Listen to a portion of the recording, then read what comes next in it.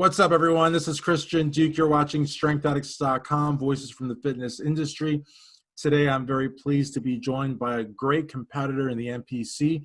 She's competed in Alabama. She's competed in Pittsburgh. She won the 2019 NPC Teen Nationals. I would like to welcome Wendy Mahovsky. Wendy, how are you today? I'm good. How are you? Fantastic, fantastic. So we have quite a bit to talk about. You have a very, very interesting career in the NPC. You've been competing, hit up some really good shows, have some big plans for 2021. So I want to sort of do an intro with you. So you're originally from Virginia, but you've lived pretty much your whole life in Colorado, your adolescence, right? Yeah. I moved to Colorado probably when I was around 5 years old. So I'm 18 now, so quite a long time. Right. And now you're 18 and that's super young, and you're going to accomplish so many cool things in the sport of bodybuilding and physique-based sports. But I think it's awesome how you're basically a college junior. So you went to a private school and you had this arrangement whereby you were actually taking college credits, right? So the school that I went to, I had to sign a contract with them pretty much saying that I had to at least get my associate's degree while being at their high school, and they would pay for my college pretty much up until my associate's degree. So I kind of took that on. I knew I wanted to get my master's or want to get my master's. So I went to that school and it was so nice.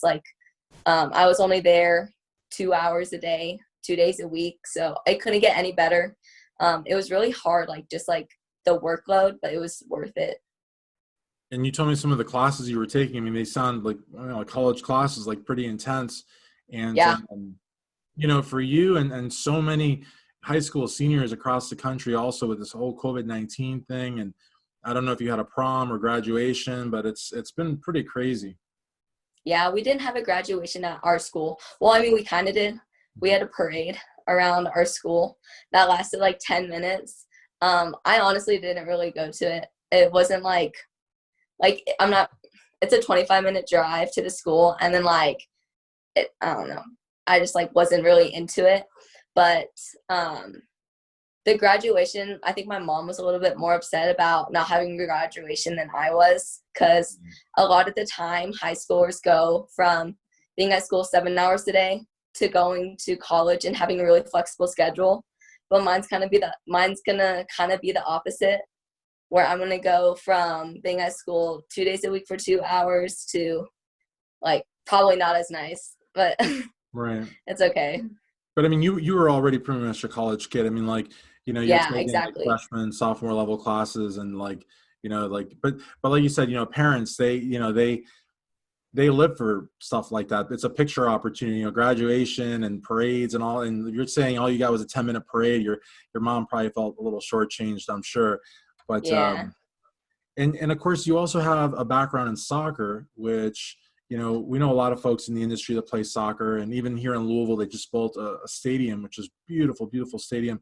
Soccer is really, soccer has always been obviously popular all around the world. I mean, it's the most international sport there is. But here, especially in the United States, probably since '96, I've been seeing a steady climb in soccer. But you actually started out as a goalie, and that's a really, really demanding position to play. And tell everyone, if you don't mind, I don't want to embarrass you, but at the time, what your height and weight was.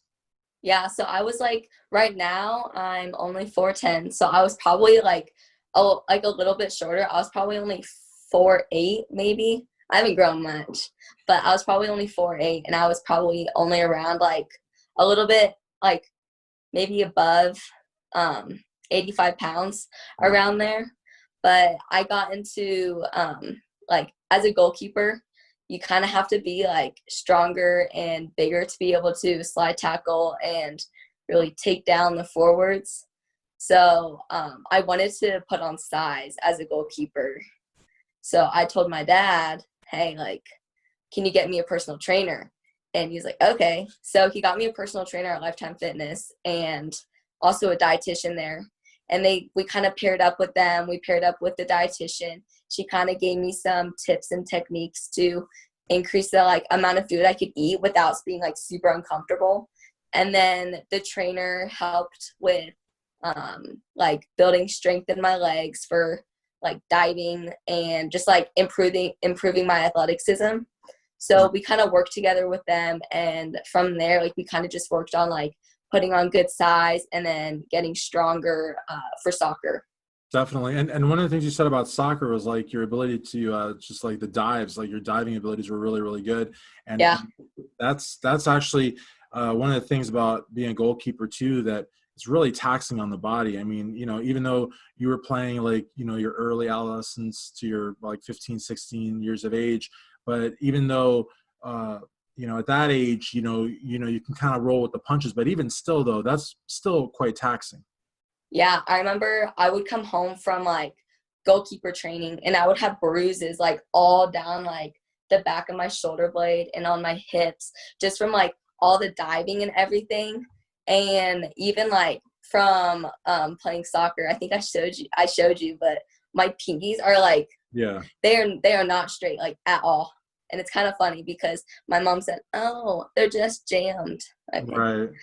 Well, they're it's on funny the because I went to University of Florida, and University of Florida actually met quite a few soccer players. They call it Summer A, Summer B, that I was there in 2002, which is a long time ago. And I also met a lot of football players too. And one football player in particular broke his pinky. He actually broke it.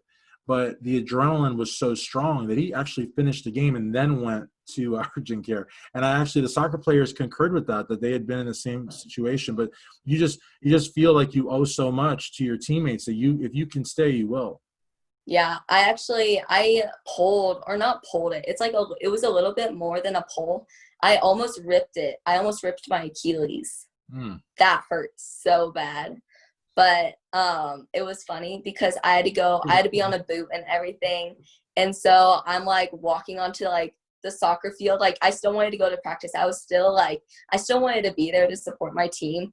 So I'm like limping onto the field with my boot on, like still like kind of just hanging out and like tell my coach, like, "Do you need help?" Like I'm trying to like help the team by throwing them back soccer balls. And he's like yelling at me to sit down and like stay Right. still. I mean, that's great Like, morale, like for your coach. Be like, look at Wendy over there. She can't even walk and she wants to play that bad. And here you are with a golden yeah. opportunity to win this game for your school. I mean, that's great. I mean, I think that's awesome personally. And then what I also like is the fact that you asked your dad to get you a trainer. You had a dietitian, which is an amazing luxury.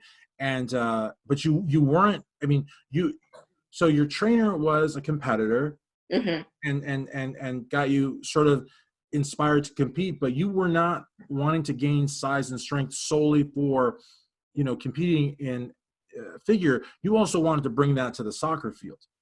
Yeah, so it originally started with wanting to just like build muscle for soccer, just so I could be a better soccer player.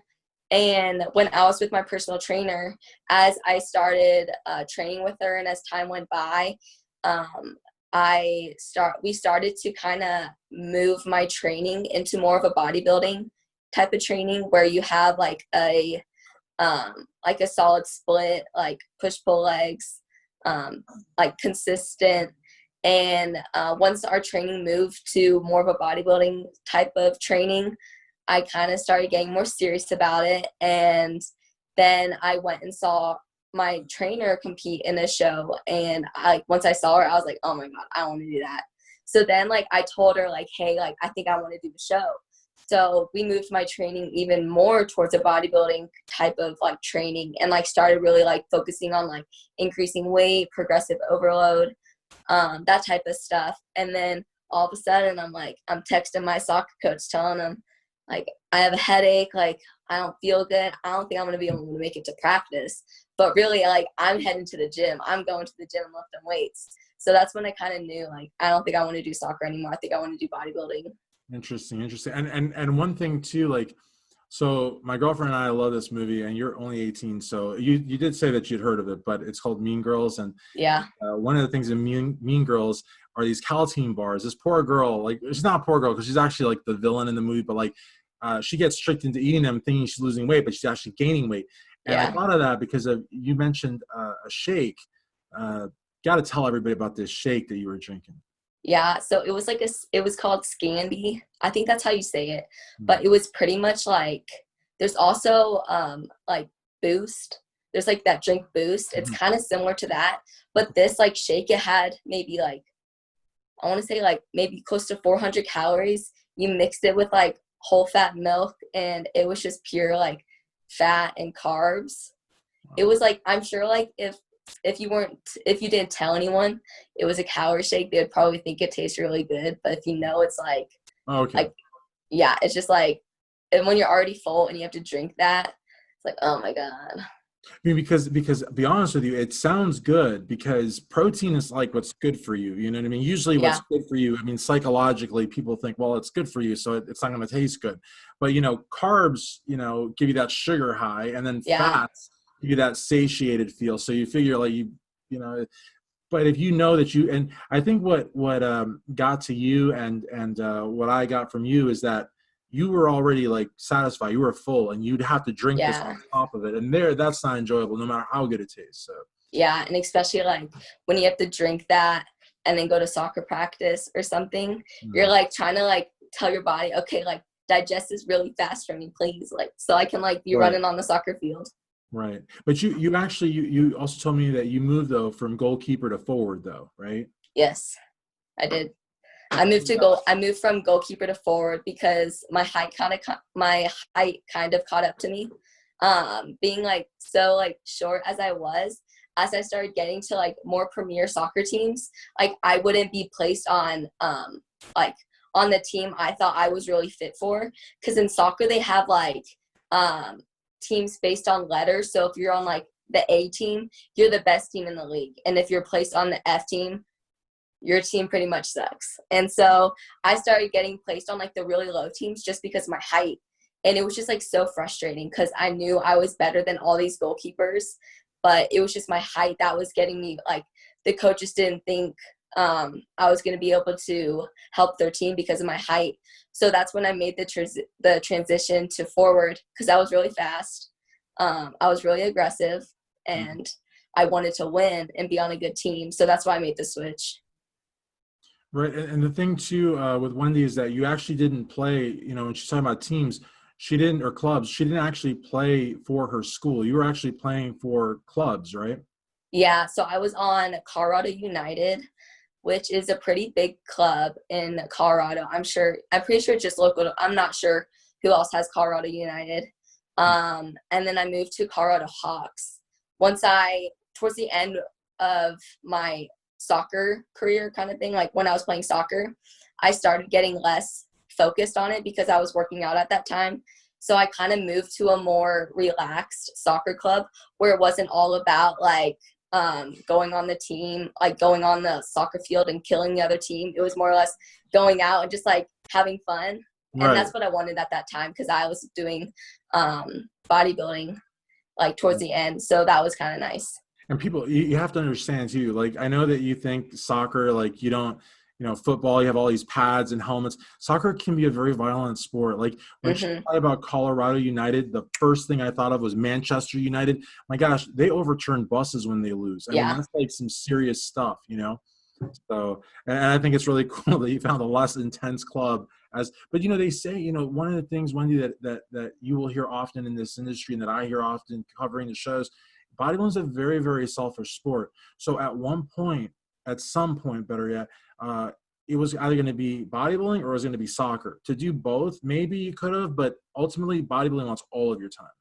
Yeah. And so like that's one of the main reasons I stopped playing soccer is because it's so much running like between soccer practice and like soccer games. It's an hour, like close to 2 hours you're just running.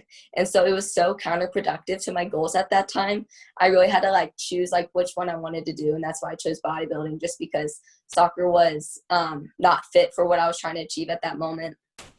Right. And what's interesting too is you said the training style that you initially embarked on was sort of like a CrossFit type situation, right? Yeah, it was a lot of like kettlebell stuff.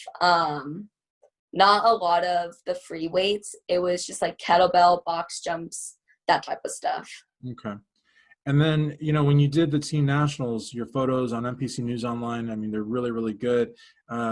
one thing that I noticed is how ripped you got. So if you Yeah. talk a little bit about the preparation for that show, because again, you really, really dialed it in, which is impressive at the teen level. Again, it's this teen national, so it's the best teens in the country, but nonetheless, you know, at that show, were you 17 or were you 18 already? I was 17. 17. So that, I mean, that's quite impressive. What all did you do for that? So my diet for that show was probably only around like 10 weeks. It wasn't like super long, but it also wasn't like a super rushed prep. But I had a really structured off season that year, which helped a lot. So like going into prep, we didn't have to move around my diet at all. It was just moving like decreasing the amount of food in certain meals, like the amount of rice or like the amount of oil, that type of stuff. But going into the show, I mean, my diet was not I loved my diet going into the show. I got a bagel in the morning, so I was happy. I got close to like 300 grams of rice after my workout. So it was like, that was kind of my motivation after my workout, because I had to do cardio after my workout as well. So I was like, okay, do my cardio, and then I get my rice. But going into the show, we didn't do any water manipulation, we didn't cut out sodium, take any natural diuretics or anything. We just kind of glided right into the show. We increased the amount of carbs I had quite a bit just to fill me out. But other than that, it was like super smooth. Very cool. And one thing that you said that I was really impressed by also is a structured off season.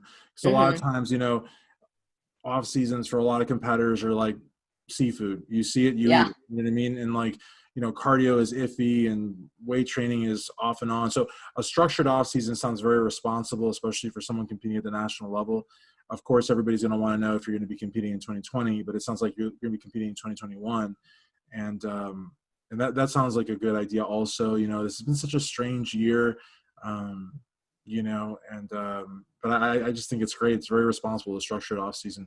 So yeah, and especially because like I can bring the conditioning to the stage, like that's not a problem. I can get super peeled and everything. It's just my size that is I don't have quite as much size, and especially if I want to get my pro card, I'm going to be competing against other people that are going for their pro card as well, and they're going to be like easily like 40 pounds heavier than me. So I really got to put on enough size to be able to really get my pro card.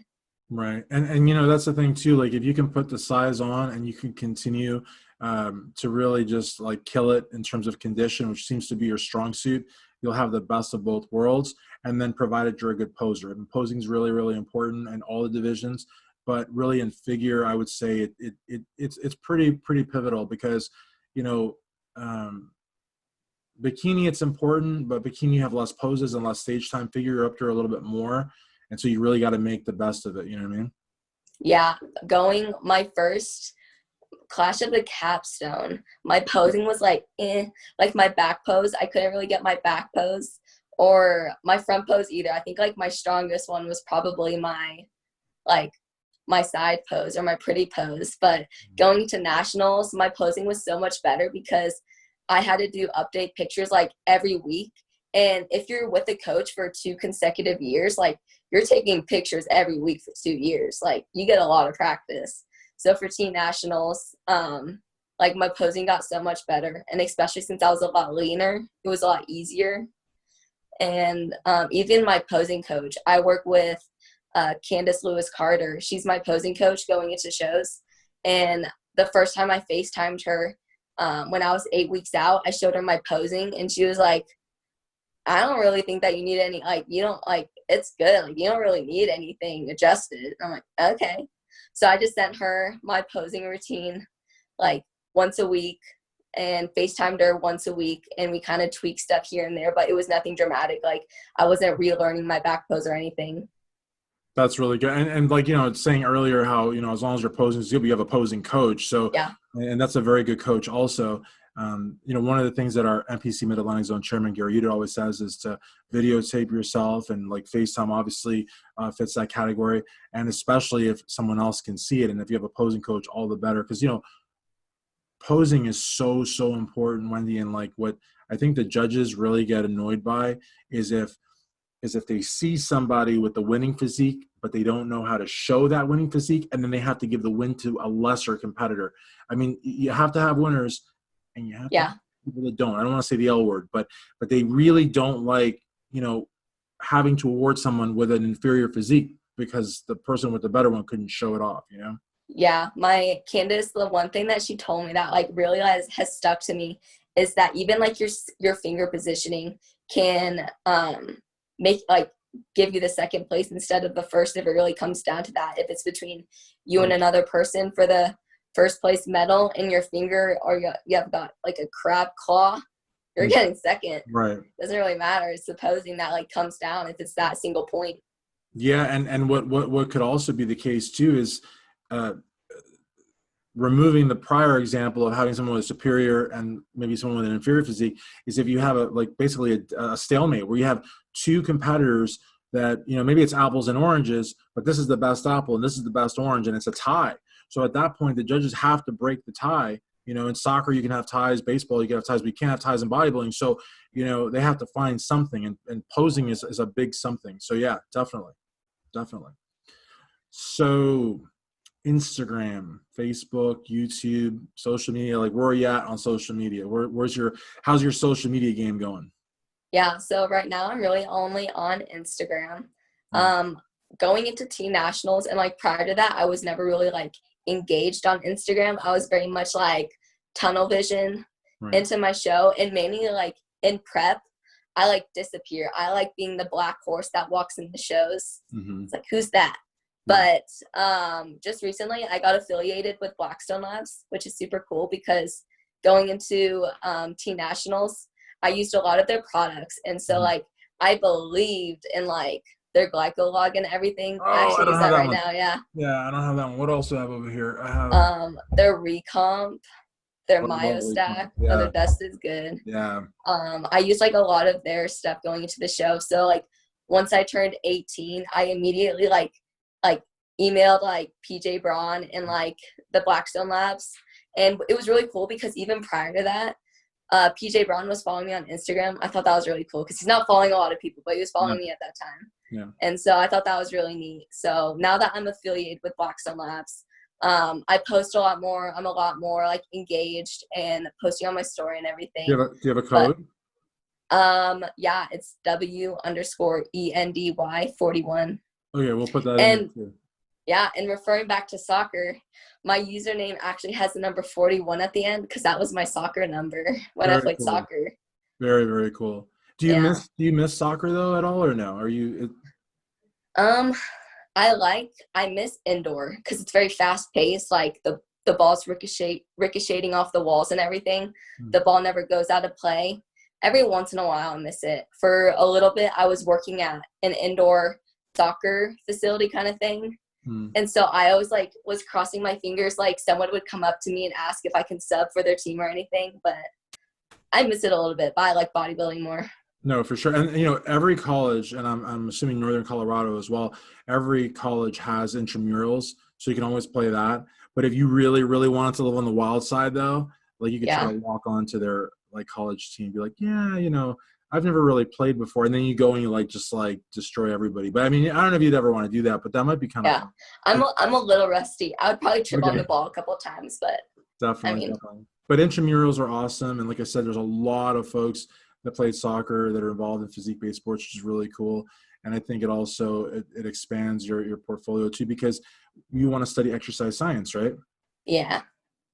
And that's my goal for exercise science. I really want to everyone wants to be a coach in the bodybuilding industry, me included. But I feel like that's like everyone because I just like helping people. But with exercise science, I want to be a personal trainer for the celebrities. Nice. That's like my goal. That's what I got my eye on the prize. But my cousin is the lawyer for Major League Baseball. Nice. Thank God. So I'm hoping he'll be able to make a couple of phone calls for me so that way I can kind of get in contact with like a professional baseball team and kind of just start my career like that way, get an internship, get in reach with some professionals and everything. But exercise science is like why I'm getting my degree in there. Yeah. No, Plus, you're it's right. fun. I mean, yeah, definitely. No, you're right. And I was like kind of chuckling a little bit when you said everybody wants to be a coach, but it's true. Everybody does want to be a coach. But I think like your niche is actually a good one. And Wendy, all it really takes is one Major League Baseball player or one Yeah. Major League sports player. And, you know, when you work the magic, when you really impress them, you don't even have to ask them. They will start telling, because, you know, those folks, you know, they come across so many like almost like charlatans, really, people that promise them like, you know, pie in the sky, but ultimately they leave and they didn't really get a pump. They didn't really learn anything. They don't really feel a connection. So if you're good, you almost don't even have to ask. They'll just spread the word amongst each other. You'll be set. So that's good. They will not know what training is until I put them on like the leg press. They will not know. No, definitely. They'll be like on the ground. Right. And that's a good on the ground though. And they Yes. enjoy that, you know, so that's Uh-huh. really good. And I think it's really great too. Like kudos to your dad too, for, you know, getting you the trainer, getting you a dietitian also. I mean, like the thing is how you start can really like make a difference in how long you stay, how much you love the sport. You had access, you worked with like some really, really good people. You have a posing coach. Like, I mean, it sounds like you've had a lot of good fortune and you're a hard worker. Yeah, So, you know, definitely. I'm glad you discovered it the way that you did. Okay, so cool. So your Instagram real quick. It's W_ENDY41. Awesome. And that's also her Blackstone Labs code, which will save you some money at blackstonelabs.com. Be sure to use her code. And I guess we'll be seeing you on an NPC stage in 2021. Yes. I really want to thank you for taking the time. I was an hour late, guys, because Wendy said mountain time. And I was like, what is mountain time? Because I asked Siri, and she told me the time in Nashville, and that is not mountain time. Thanks, Siri. So It's okay. Siri sucks at telling the weather too. oh So my gosh, one time with my girlfriend, I'm sorry, it's like it was one time at band camp, but no, but really one time with my girlfriend, we were in Detroit, and we said, Siri, and I don't want to say it because she might do it again, take us to the Detroit airport, and like no joke, she took us to somebody's house. oh Like, my God. like the weirdest thing. We're like pulling into their driveway, and we're like, this is not the airport. And we should have known better, but like we were dumb. So anyways, yeah. Can I tell this? Okay. Yeah, I went on a walk totally. the other day. I asked Siri, are we supposed to get rain? There is no chance for rain today. So I'm like smack in the middle of my walk, like 2 miles away from home. It started kind of like raining a little bit. And I'm like, okay, like a little rain never killed anyone. It started pouring, like straight out pouring. And so like that's when I'm like, oh God. So I start running home. I got home. I was soaked head to toe. I'm like, oh my God. Have you Thanks, ever, Siri. yeah, have you ever asked Siri what 0 divided by 0 is? Have I asked her what? What 0 divided by 0 is? Have you ever done that? No, what'd she say? Oh, let me Like do it. Let me do it. 10 or something. Hey Siri, what's 0 divided by 0? Imagine that you have 0 cookies and you split them evenly among 0 friends. How many cookies does each person get? See, it doesn't make sense. And Cookie Monster is sad that there are no cookies. And you are sad that you have no friends. Oh my God. Isn't that stupid? I love that. That's so funny. Yeah, totally. All right, well, good. So thank you so much Mm-hmm. for doing this interview, and we look forward to seeing you on an NPC stage in 2021. Be sure Yes. to follow Wendy here and also use our discount code at Blackstone Labs for your 2019 NPC Teen Nationals champion in the figure division, Wendy Mahovsky. This is Christian Duke, StrengthAddicts.com.